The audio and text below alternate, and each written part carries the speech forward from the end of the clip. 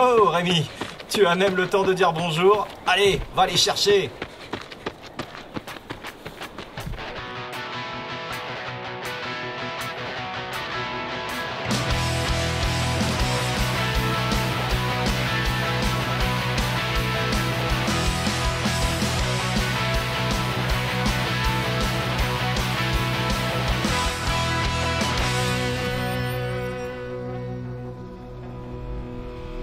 Précédemment sur la Golden Trail World Series, nous avons connu cette année la journée la plus chaude de l'histoire du marathon Zegama. Kilian Jornet a pris la tête peu de temps après le départ pour remporter sa 9e victoire. Bartholomé et Thibaut ont couru ensemble toute la course, repoussant leurs limites jusqu'à la ligne d'arrivée. Bart prenant la 2e place tandis que Thibaut terminera lui 3e. Du côté des femmes, Eliane a été la surprise en réalisant une course brillante pour remporter Zegama pour sa première participation. Elisa Desco et Amandine Ferrato ont livré une bataille très serrée tout au long de la course. Elisa a pris la 2e position, Amandine la 3e. Après Zegama, voici la situation au classement. Du côté masculin, Kilian Jornet est en tête avec 100 points, suivi de Bartholomier, Thibaut, Stian et Alejandro. Eliane est en tête du classement féminin, suivi par Elisa, Amandine, Gisela et Ayana. Changement significatif en perspective après le marathon du Mont Blanc.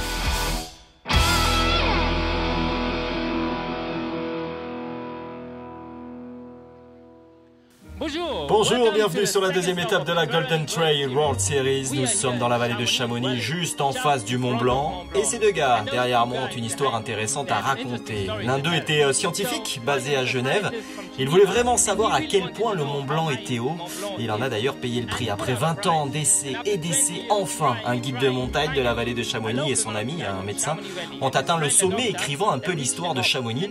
Je pense vraiment que demain, ici, un bout d'histoire sera écrite à l'occasion de la 2e étape de la Golden Trail World Series.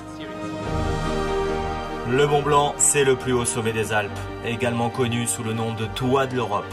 Partie intégrante de la frontière française avec l'Italie, il constitue sans aucun doute l'un des sites naturels les plus spectaculaires au monde. D'abord découvert comme une destination touristique par les Britanniques, c'est devenu un terrain de jeu hivernal pour les skieurs les plus exigeants. En été, les pistes accessibles via les remontées mécaniques offrent des panoramas somptueux aux randonneurs.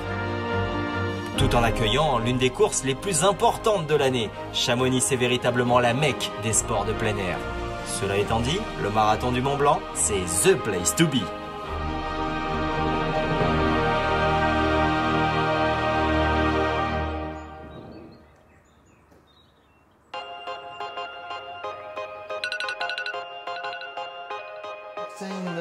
Et nous commençons dans 1h10.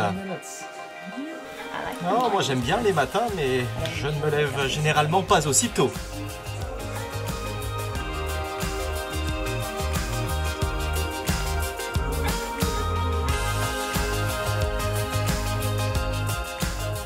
Nous y sommes au centre de Chamonix. Les athlètes se préparent. Il est 6h moins 20. Le départ est donc plus tôt que prévu. Il fait plus frais. C'est mieux, non? Allez, bientôt le départ. See you soon at the start.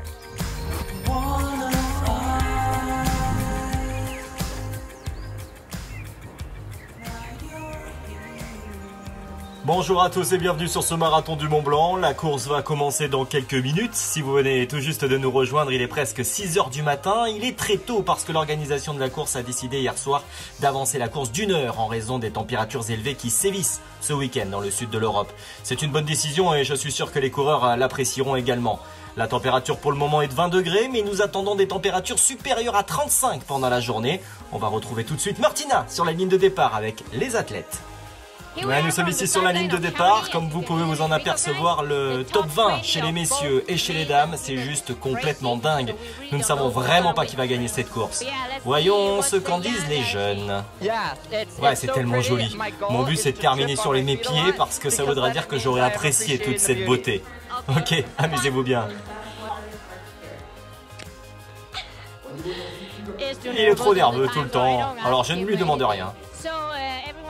Tout le monde me demande, est-ce que tu portes normalement des sous-vêtements pour ce genre de course? Ah non, je suis complètement nu, oui, c'est mon short. C'est la raison pour laquelle tu cours vite? Ah oui, c'est sûr. Je suis très léger aujourd'hui. Ah oui, ok. Merci Martina pour cette immersion. Allez, tout est prêt. Les athlètes sont en position, la foule est prête aussi, ça peut partir à tout moment. Le compte à rebours commence. Et la course va débuter dans 3, 2, 1. Et c'est parti! Le marathon du Mont Blanc 2019 vient juste de débuter.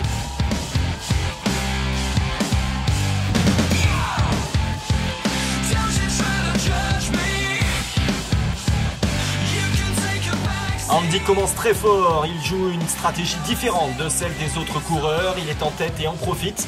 Davide fait partie du deuxième groupe, tandis qu'Azara Garcia mène la course chez les femmes.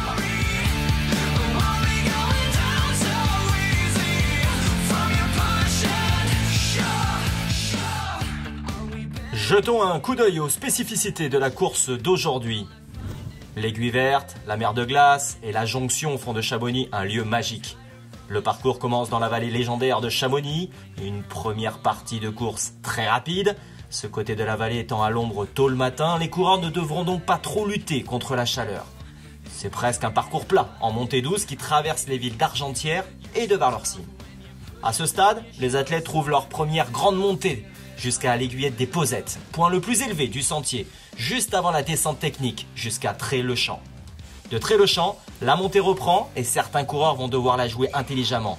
C'est ici que nous pourrions voir des changements en tête. Une fois arrivés à la Flégère, ils bénéficieront d'une vue imprenable sur la chaîne du Mont Blanc jusqu'à la ligne d'arrivée située à Plan-Pras.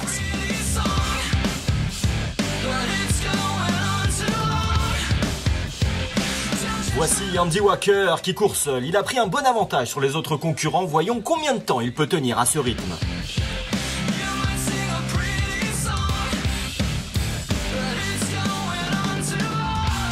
Allez, faisons un petit tour d'horizon des potentiels vainqueurs de cette course. Stian Angermud, le Norvégien, Davide Manini et Nadir Maguet, les tous deux Italiens, Bartholomiej, le Polonais, Rémi Bonnet, le Suisse. En regardant cette liste de départ, tout le monde peut l'emporter. C'est vraiment dingue le niveau que nous avons aujourd'hui.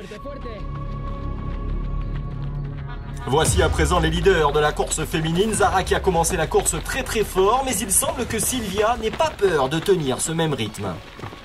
Jetons un coup d'œil à la liste des potentiels vainqueurs féminines.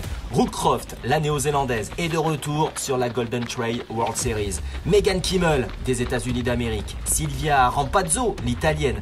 Azara Garcia, Eliane, la norvégienne, actuelle leader des Golden Trail World Series. Le niveau de cette course ne pourrait pas être meilleur. C'est tellement bon d'avoir les meilleures coureuses au monde pour ce marathon du Mont Blanc.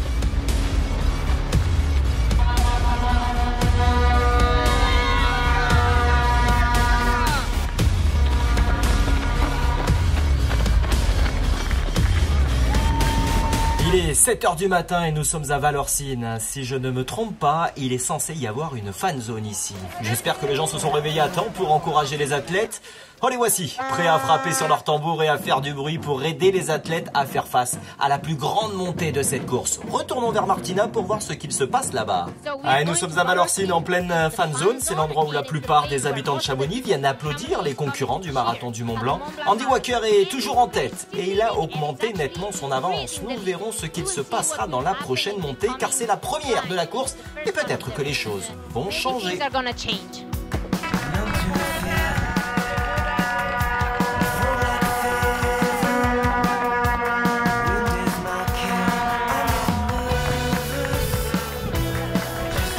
Yo mec, tu ne t'arrêtes même pas au ravitaillement? Mais quel est ton secret? J'aime beaucoup cette partie de la course très rapide, du coup je préfère courir plus vite. Il y a beaucoup de sections rapides et plates au début, mais j'apprécie aussi la montée vers la Flégère. Oui, bien sûr, les Américains au début vont commencer comme des fous. Mais je pense que garder le rythme jusqu'au bout, c'est une autre histoire. Il y a peut-être 10 personnes vraiment fortes. Stian, Bart, mais aussi le jeune Davide Manini. Kylian n'étant pas présent, je pense que tout le monde est favori. Je pense que je vais devoir les laisser partir, mais ne pas les laisser courir trop loin quand même, que je puisse les voir. Ensuite, il y a pas mal de difficultés et j'espère pouvoir rattraper les plus rapides.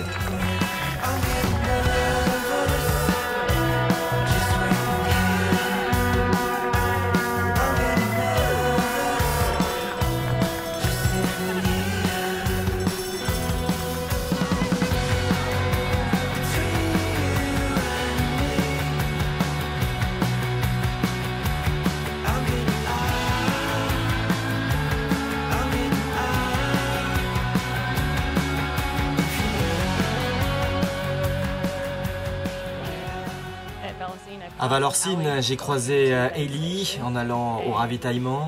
Je pense que Megan aussi et moi-même avons grimpé un peu avec Megan. Puis elle m'a doublé, puis je l'ai repassé. Et ensuite, j'ai pu voir Sylvia et Azara. Oui, Ellie a fait un très bon Zegama.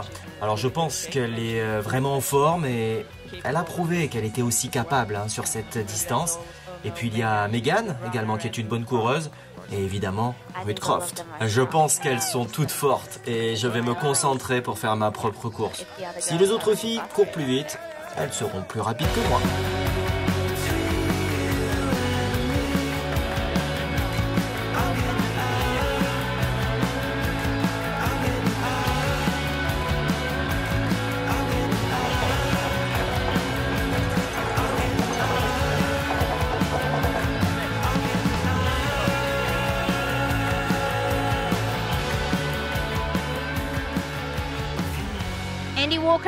Andy Walker vient d'arriver en tête. David Emanini le suit de près, mais tout le monde est à la poursuite du meneur et est sur le point de se rapprocher de la première montée de la course pour que tout puisse changer. Dans la course féminine, c'est super excitant parce qu'elles sont toutes ensemble, tout en petits groupes. Azara Garcia était en tête, Silvia Rampazzo était deuxième et ensuite, c'était la guerre. Merci Martina, les coureurs sont sur le point de réaliser la première ascension de la course et nous verrons quelques changements en tête. Nous prenons une pause publicitaire mais nous serons de retour avec plus d'action sur ce marathon du Mont Blanc. Restez à l'écoute.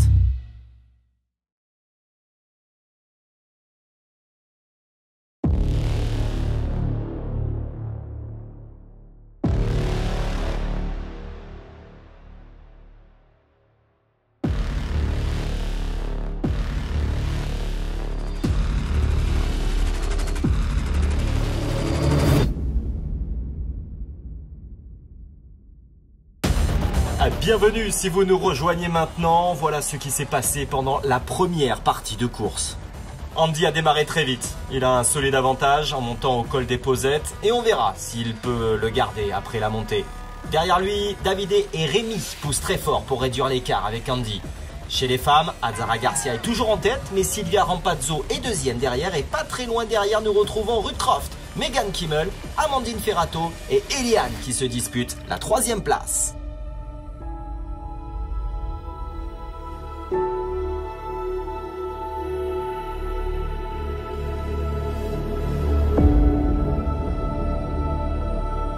Voici Andy Walker, toujours en tête de la course avec un écart de 2 minutes et 20 secondes. C'est vraiment incroyable, exploit incroyable pour un coureur sur route. Il a réussi à rester en tête après la montée et à ne perdre que 20 secondes contre les meilleurs trailers du monde.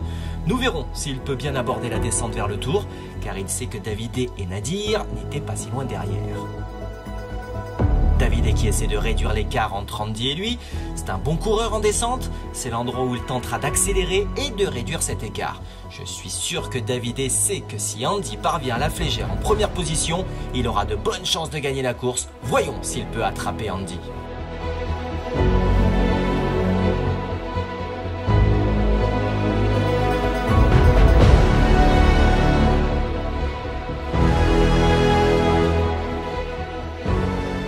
Davide n'est pas le seul à vouloir combler un écart. Rémi survole le sentier étroit de l'Aiguillette des Posettes. Il tente de rattraper Andy et Davide.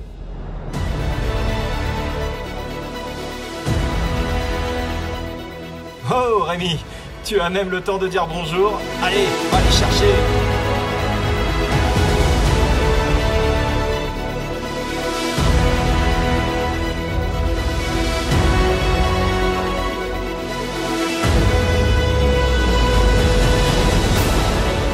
Constater, l'écart entre Rémi et Davide n'est pas si grand. Peut-être que nous verrons Rémi rattraper Davide dans un moment.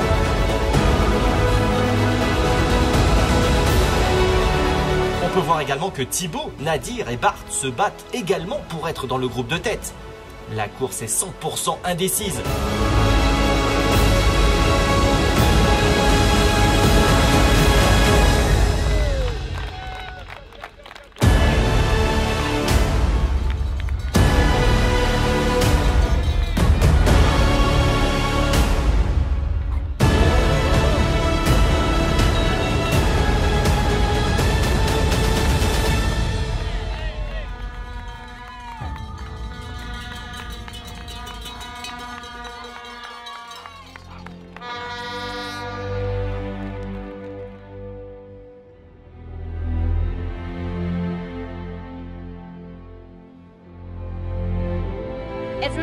Il est 9 h désormais, nous sommes sur la ligne d'arrivée. L'ombre du Mont Blanc n'est plus là, du coup il fera très chaud très bientôt. Zara et Sylvia se livrent toujours une bataille très serrée. Il semble que Sylvia essaie de lancer une attaque, mais elle ne s'y est pas encore totalement engagée. Elles ont couru ensemble pendant la première moitié de course. C'est impressionnant de voir à quel point Hazard a poussé fort et la capacité de Sylvia à tenir ce rythme. Oh attendez, Sylvia Rampazzo fait l'effort et dépasse Azzara. Sylvia vraiment tacticienne sur ce coup-là, elle attend le moment exact pour attaquer et elle l'a finalement fait ici au col des Posettes. Maintenant elle accélère encore plus fort, voyez comme elle est loin Azzara, c'est incroyable. Azzara qui semble peut-être un peu fatiguée, peut-être pète-t-elle la note pour avoir accéléré dès le début de la course.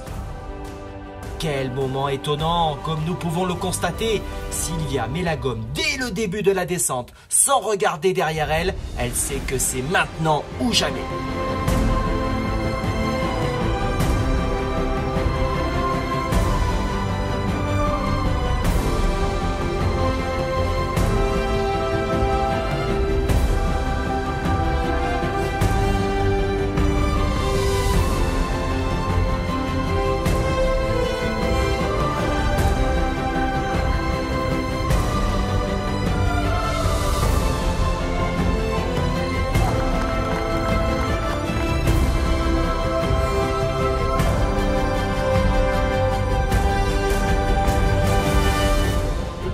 Regarde cet endroit, c'est le plus beau du monde. Ah, je cours pour le plaisir.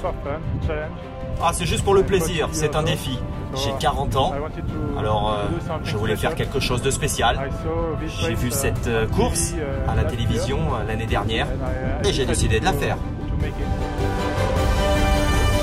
Ce lieu est significatif pour une raison. Lorsque la masse des coureurs arrive au col des Posettes, les coureurs professionnels franchissent la ligne d'arrivée. Ainsi, pour poser les choses, un coureur professionnel termine la course alors qu'un coureur amateur lui aura encore 21 km à parcourir.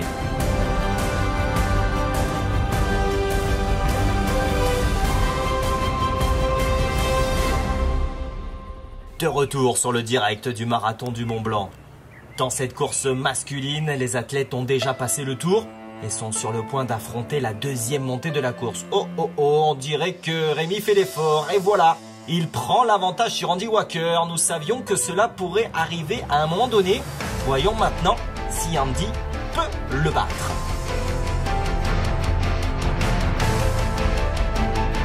On dirait qu'Andy a essayé de répondre à nouveau, mais il doit être épuisé. Il ressent la douleur à présent. Il ferait mieux de continuer parce que Davide va revenir très vite.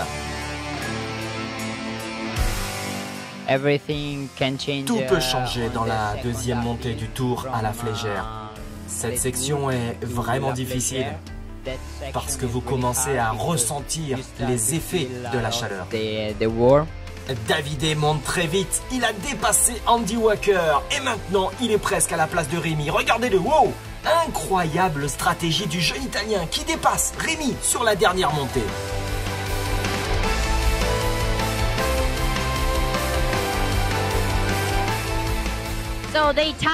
Donc, les Italiens sont en feu. Davide Manini, Silvia Rampazzo mènent la course masculine et féminine. Nous ne savons pas encore qui sera le vainqueur dans ces deux catégories. Nous savons que Nadir Maguette est maintenant troisième. Et Rémi Bonnet est toujours deuxième. Mais attention car Nadir a l'air vraiment fort. Pour la course féminine, Silvia Rampazzo est maintenant en tête. Et elle a presque 3 minutes d'avance sur Ruth Croft. Puis il y a derrière, très proche, Megan Kimmel, Eliane, Azara Garcia. Donc nous ne savons pas vraiment qui sera sur le podium à la fin. Maintenant, Davide court seul et il peut voir la ligne d'arrivée à partir d'ici. Il a presque terminé, quelques kilomètres de plus et... Oh! Attendez une seconde, nous avons un changement de leader sur la course féminine. Nous ne le voyons pas, mais Ruth Croft a dépassé Silvia Rampazzo. Nous verrons comment cela se termine. Pendant ce temps, à Plan-Praz, Davide Magnini sur le point de gagner le marathon du Mont-Blanc. L'Italien de 22 ans a creusé l'écart et remporte la course en 3h47 minutes et 13 secondes. 7 minutes plus tard, l'un des petits nouveaux, Nadir Magret, arrive en deuxième position. C'était son tout premier trail. Son avenir dans ce sport est plus que prometteur. Et troisième, nous avons Bartholomiège avec un retour épique. Il était sixième et a réussi à monter sur le podium. Je savais que Rémi Bonnet n'avait que 50 secondes d'avance sur moi, alors j'ai essayé de le rattraper. Finalement, je n'étais plus qu'à 1,5 km de la ligne d'arrivée et j'ai donc pris la 3e place.